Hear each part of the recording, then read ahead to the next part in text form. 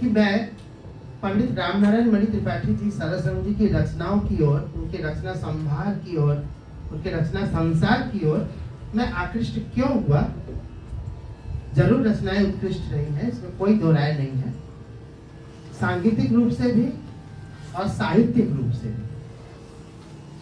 महाकवि गेटे ने एक जगह कहा है कि संगीत के लिए जो साहित्य चुने जाए वो इस तरह से होने चाहिए कि संगीत उस पर जकड़ने ना पाए, संगीत को वो साहित्य की रचना अपने ओर से पूरी तरह से जकड़ न ले और उसको पूरी तरह से खिलने का मौका दे। यानी ये काम भी बड़ा चैलेंजिंग होता है कि हम किस रचना को गेय रूप प्रदान कर सकते हैं और किस रचना को नहीं। ये कहना बड़ा मुश्किल होता है कि क्या उसके पीछे कारण क्या है, कारक क्या है कि कोई भी एक रचना गाने लायक बन जाती है और कोई भी रचना गाने लायक नहीं भी बनती जबकि उत्कृष्ट होती है। तो ये एक बड़ा पक्ष है जो जिसका सामना सभी संगीत के कंपोजर्स को कहीं ना कहीं से करना पड़ता है। जब भी वो किसी रचना को स्वर देते हैं तो उनको ये पाया जाता है कि वे उस रचना को परखने की कोशिश करते हैं कि क्या इसको संगीत का रूप दिया जाए तो गाने लायक वास्तव में होगा या नहीं। हमारे यहाँ इस बात से बड़ी निश्चिंतता होती है।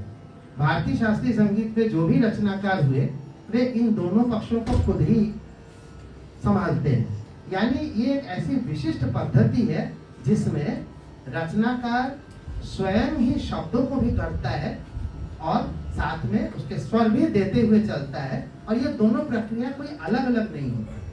जिस समय वो शब्दों को लिख रहा होता है उस समय वो गुनगुना भी रहा होता है और जिस समय वो गुनगुना रहा होता है उसी में वो शब्दों को फिट करने की कोशिश भी करता रहता है। इन दोनों प्रक्रियाओं को अलग से करने पर एक दूसरा फल मिलता है और दोनों इस प्रक्रिया को साथ साथ करते रहने से एक अलग फल मिलता है। तो जाहिर सी बात है कि कोई रचनाकार हो तभी सफल होगा जब वो एक अच्छा संगीतकार भी हो और साथ में एक अच्छा लिखने वाला लिरिसिस्ट भी हो। तो ये दोनों ही पक्ष किसी के पास हो इतना भी काफी नहीं है, साथ में उसके पास एक समझ होनी चाहिए कि इसको किसी भी रचना को, किसी भी शब्दों को गाने लायक कैसे बनाया जाए और किसी भी शब्दों को ऐसे कैसे गाने के साथ लगाए जिससे कि वो संगीत उसके पीछे संगीत ही मुख्य रूप से हो, कहीं से भी वो व्याहत न हो। तो इसी रचना क्रम में जब मैं उनके कर्मों को देखता हूँ रामनारायण मणि त्रिपाठी को, मुझे आश्चर्य होता है कि उन्होंने चुन चुन के शब्दों का भी बड़ा चयन भी सुंदर ढंग से किया है। सुंदर इसलिए कि वे लगती है कि हाँ इन रचनाओं के लिए ही ये शब्द बने हुए। इस प्रकार ये जो शब्द और धातु और मातु जो दोनों का मिलन बनता है यही एक रचना की उत्कृष्टता को प्रामाणिक बनाते हैं। साथ ही साथ एक बात जो मुझे सबसे ज्यादा आकृष्ट करती है, प्रेरणा। गोरखपुर जैसे जगह पे मैं किसी जगह के वो नहीं कर रहा हूँ, कर भी नहीं सकता क्योंकि मैं तो गोरखपुर का ही प्रोडक्ट हूँ, मैं तो वहीं पैदा हुआ हूँ, तो वो मैं नहीं कह रहा हूँ। लेकिन जहाँ पे सांगीतिक माहौल शुरू से ही बड़ा कमजोर सा रहा है, कम से कम हमारे जीवन काल में तो ऐसा ही रहा है। जब मैं छोटे बचपन में भी था वहाँ पे 4 साल 5 साल 6 साल की उम्र में, मैं 8 साल की उम्र तक वहाँ रहा हूँ पैदा होने के बाद। 8 साल की उम्र तक संगीत की उन्नति के लिए आप आ सकते, तो संगीत की उन्नति के लिए वहाँ पे कोई जो माहौल मिलना चाहिए था वो कोई बहुत ज्यादा मिल नहीं पाता था। मेरा कहना बच्चे अगर थोड़ा बहुत ध्यान से सुनेंगे तो अच्छा रहेगा, इधर उधर ताकने से फायदा नहीं है। और बात सही है, आप लोग के पल्ले शायद बहुत कुछ पढ़ नहीं रहा, इसलिए नहीं पढ़ रहा कब सुन लेंगे। अच्छा सुन रहे हैं तभी पल्ले पड़ेगा और पल्ले पड़ेगा तभी सुनेंगे। तो मैं कोशिश कर रहा हूँ कि सरल ढंग से समझें। तो बाकी तो चीजें लोग आते जाते रहेंगे, उससे आपसे क्या लेना देना, ध्यान से सुनिए।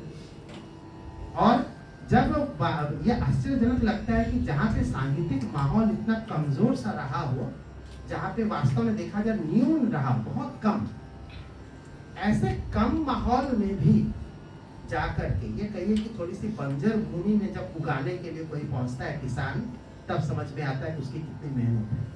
अगर बहुत उपजाऊ जमीन है वहां पे 4 बीज छींट दिए जाएंगे तो वो तो वृक्ष बन ही जाते हैं, लेकिन जहाँ बंजर जमीन है वहां पे उगाने के लिए बड़ी मेहनत करनी पड़ती है।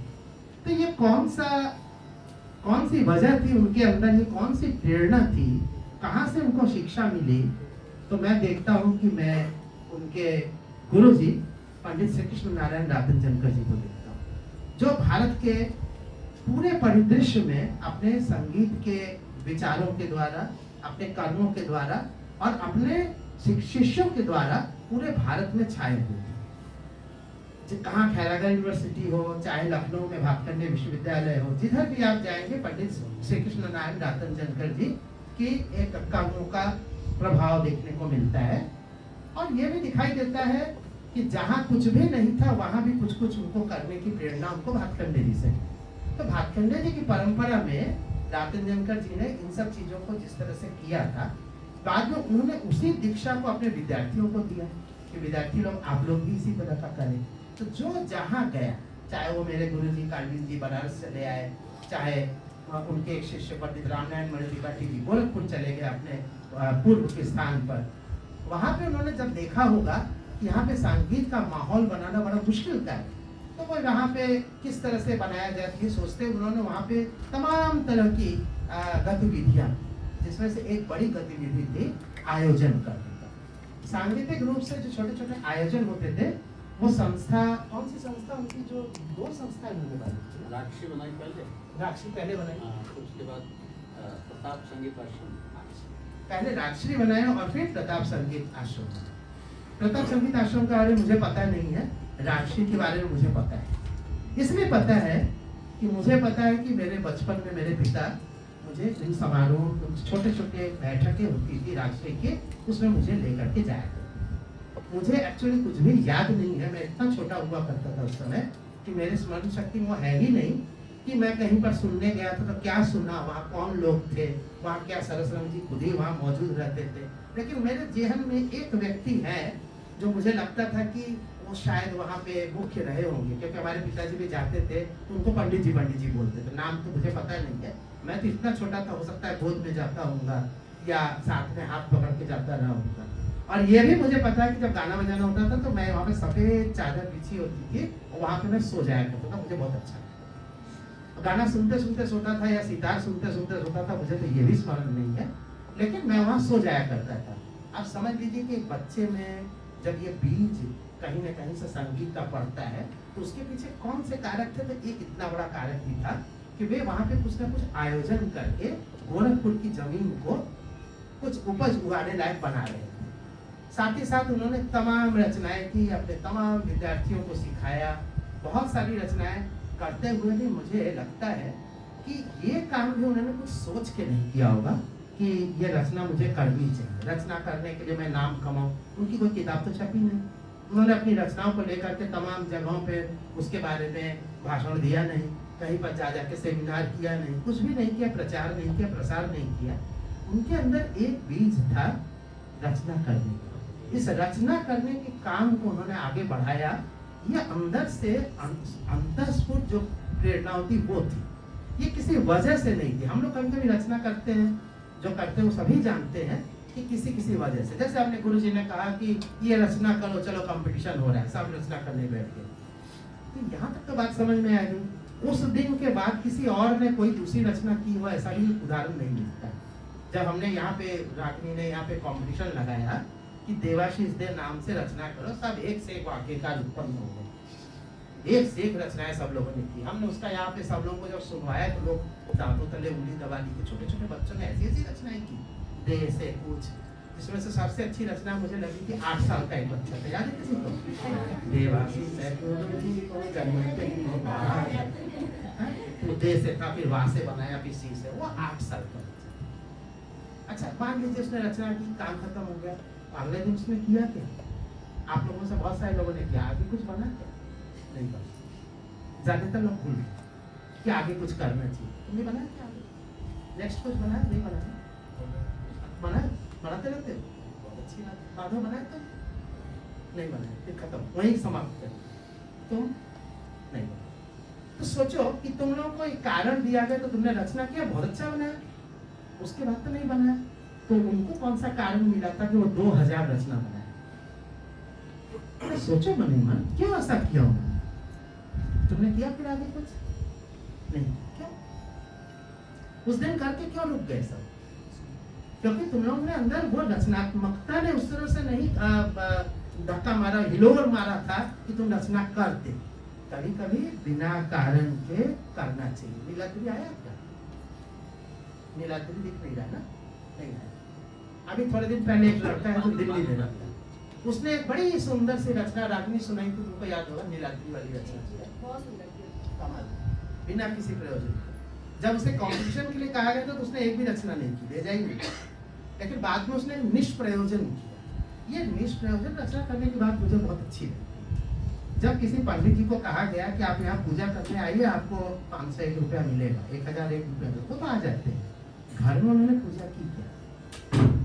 घर में पूजा करने का उनको 551 रुपया 4 आना भी नहीं मिलने वाला, 1 रुपया भी नहीं मिलने वाला, तब भी पूजा करते हैं।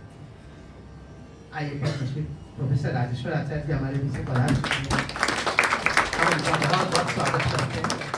हम उनका इंतजार कर रहे थे बहुत ही बेसब्री से, और चूंकि उनको किसी चिकित्सकीय कारण से जाना था, इसलिए वो थोड़ा उन्होंने कहा कि मैं थोड़ी देर बाद आऊँगा।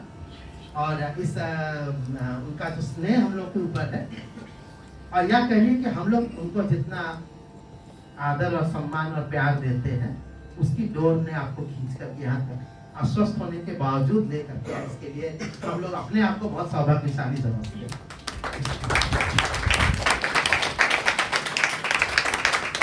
तो ये बात चली थी निष्प्रयोजन, बिना किसी प्रयोजन के ये काम करना। राजश्री उन्होंने चलाया, क्या करने के लिए चलाया? उनको कोई सम्मान मिला, उससे उनको पैसे मिले, उससे उनको क्या मिल गया? प्रभाव मिला, क्या मिल गया? लेकिन वो काम भी करते थे, अपने घर का पैसा लगा करके उन्होंने बड़े बड़े समारोह किए, जैसा कि मैंने सुना है, देश के शीर्षस्थ कलाकारों को बुलाया। फिर दूसरी ओर रचना करते समय घर में अपने छत पर बैठ करके, रिटायरमेंट के बाद बैठ करके वो स्वयं रचना करते थे। 9 डायरी उन्होंने भर डाली 2000 रचनाओं से।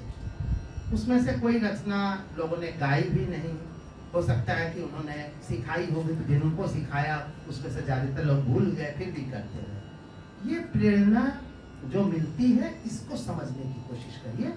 ये समझते रहेंगे कि हम किसी कारण से रियाज करें, किसी कारण से रचना करें, कोई वजह होगी तब करेंगे। जैसे किसी को कोई राग सीखना होता है तो हम जैसे कहते हैं चलो आज तुम लोग को नया राग एक मांगे भूषण सिखाते, करिए।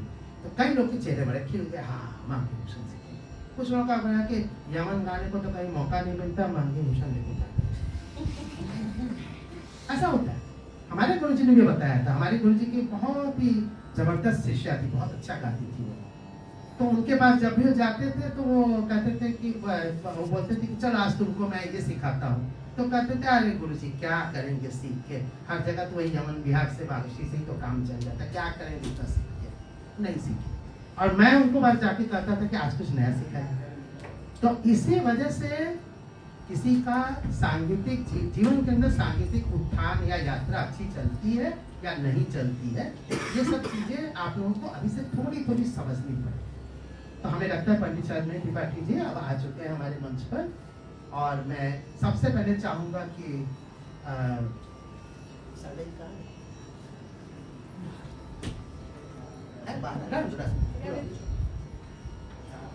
मैं सबसे पहले स्वागत करना चाहूंगा, हमारे बीच में पधारे हैं आज के हमारे विशिष्ट अतिथि प्रोफेसर राजेश्वर आचार्य जी को। आपका यहाँ आना हमारे सिद्धांत को हमेशा रोशनी प्रदान करता है, और आप आते ही यहाँ पे एक अलग ही रोशनी छा जाती है। हम उसके लिए आपका बहुत बहुत धन्यवाद करते हैं और आभार हैं।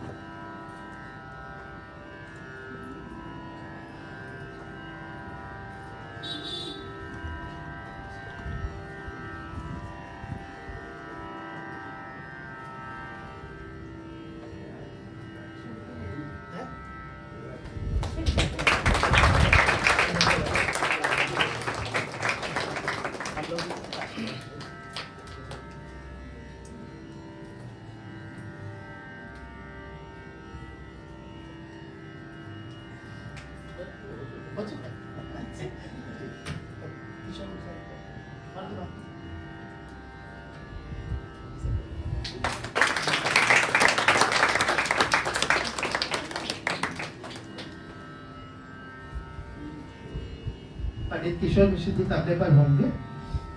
हम जानते हैं उनके मन में इस समय क्या चल रहा है।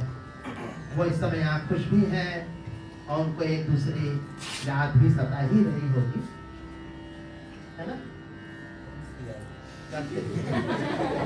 याद करिए, आज उनके ही छोटे भाई, बहुत ही नजदीकी और हमारे बड़े भाई, इतनी बार उन्होंने मेरे साथ सारंगी में संगत की है। पंडित संतोष मिश्र जी की आज पुण्यतिथि, तो हम यहाँ पे आज उनको स्मरण करते हैं। मेरे साथ उन्होंने सैकड़ों बार बजाया है और देश के सैकड़ों कलाकारों के साथ सैकड़ों बार बजाया है। ऐसे महान सारंगी वादक बनारस घराने के आज के दिन उनका देहांत हो गया। हम उनको यहाँ से उनको श्रद्धा सुमन अर्पित करें।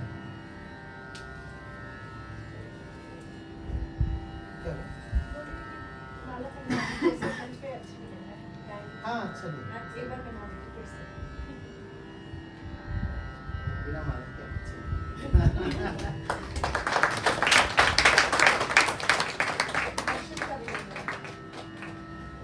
वेदांत दोनों का ही वेदांत